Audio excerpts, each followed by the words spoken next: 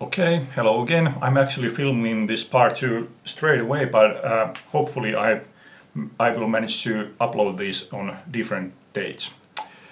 Yeah, like I said, I originally intended to buy another Queen album on that one record store visit, but now I decided to buy another Queen reissue, but I still didn't buy the one that I originally had in mind, which was The Works, and I ended up buying A Day at the Races. And I've had this one on CD also, just as I have The Works. But the reason why I decided to buy this one is that on a CD there's a mistake. When I put the CD on and it starts counting the songs, it counts the song, the intro to the song You Take My Breath Away as a song itself.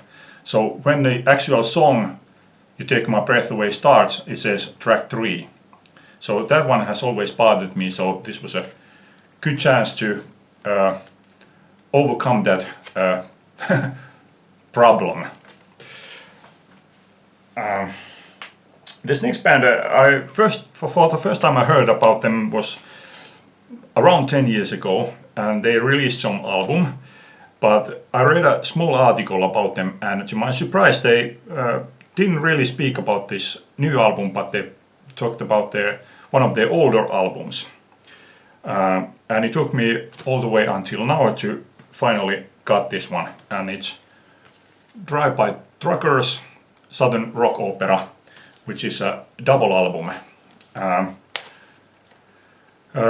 can say that Drive-By Truckers will never be among my greatest favorites, but they are a solid band. This is the 4th album that I have from them, and I like them all, and they are very solid. There's no bad tracks among them.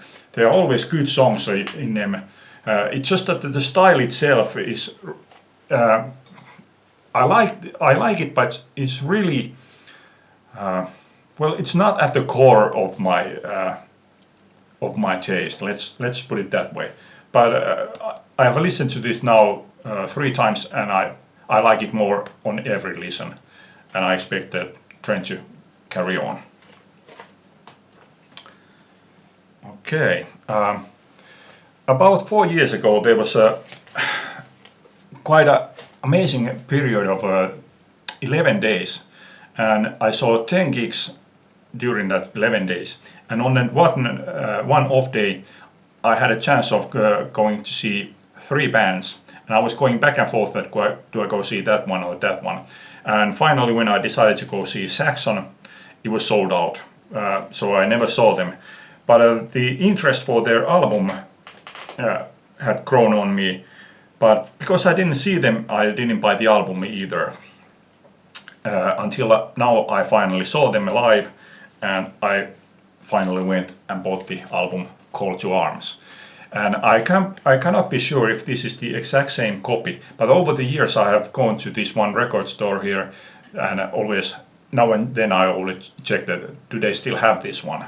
So I don't know if this is the exact same copy, but it's from the same store that I originally looked at it. And one other thing that drew me to this is the album cover art here, which is taken from a World War I recruitment poster. And I've been interested in World War I for a very long time, and actually this summer I went to the Passchendaele. So maybe I should buy the Iron Maiden album, which includes the song Passchendaele.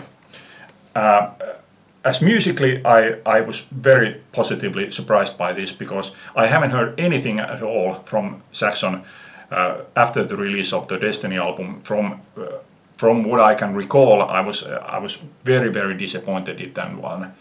So this is good old-fashioned heavy metal. I was very pleased with this one. Call to Arms.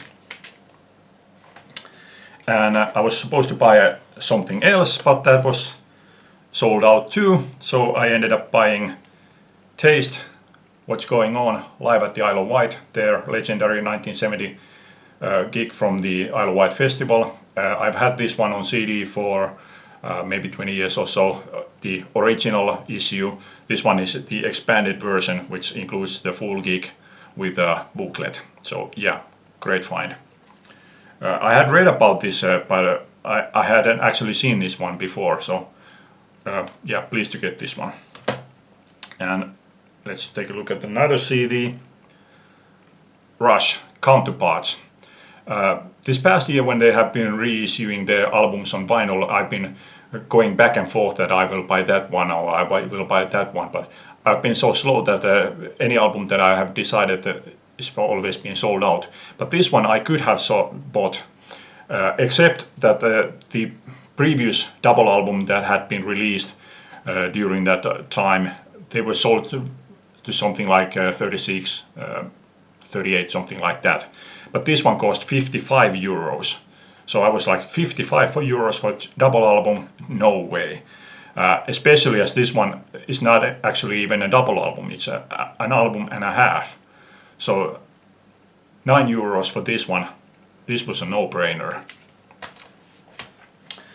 Okay, a live album. Deep Purple, Live in Grass, 1975. I have long wanted to get a live album from this period of Deep Purple because I wanted to get a live version of Burn from this lineup, which is Blackmore, Coverdale, Hughes, Lord, Pace. But to my surprise, Burn or Stormbringer was not my favorite on this album. They were The Gypsy and You Fool No One. So on top of getting a great live version of Burn and Stormbringer, I got two new favorites with this one. So I am very happy to have this. Oh yeah, despite the Space Trucking track, which is too long. It doesn't work for me. But other than that, it's a great album. And okay, another CD. Finally bought this on CD, Space Invader from Ace Frehley. It's a digipack, and this one actually includes two posters. And one, by the way, if you notice, the Space Invader is this cover art is altered to the vinyl version, and this one includes the poster of the cover art on one side, and the other side includes the lyrics, and the other poster is two-sided also. This is one, and this one I think actually is a great picture of Ace. Okay, and another record store, and I was supposed to buy something else which was sold, so I ended up buying Riot, Narita. Great heavy metal album from 1979. I don't know a lot about this band. I know that this is still active band, but how many of the original members is on it, I don't know what the kind of music they are doing these days, but this is a great album. New wave of British heavy metal style. Great album. Yeah. And then one that was a disappointment to me. Rick Derringer, All American Boy. I was told that this is a great album despite the ugly cover art, and I agree that the centerfold picture would have been a lot better choice for the cover. I would say that about half of these songs are very good, but the other half is not.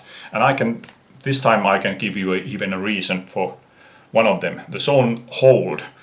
The string arrangements and the backing vocals are exactly the kind of arrangements that I don't like. It's done very much in a 70s style, and in a 70s style that I don't like, because, for example, some Elton John songs that have string arrangements are really great, but this is the 70s style that I absolutely do not like. So yeah, this was a disappointment to me. And then finally, Kingston Wall 3 Trilogy, their final album released on vinyl after several postponements, and this one is released, as you can see, the album and the band title is printed on this plastic sleeve, and it's like thick plastic.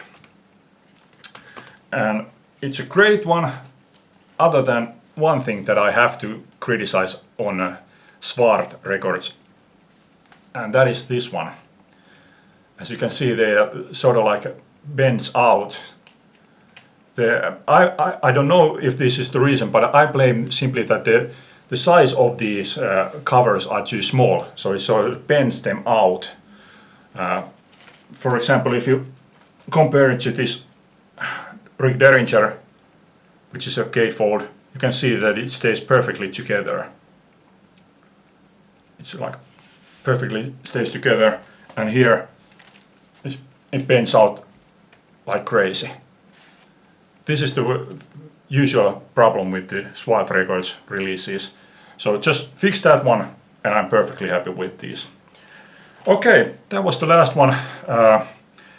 I intend on making a few more videos in the very near future. Hopefully I can actually get them done. Thanks for watching. Bye.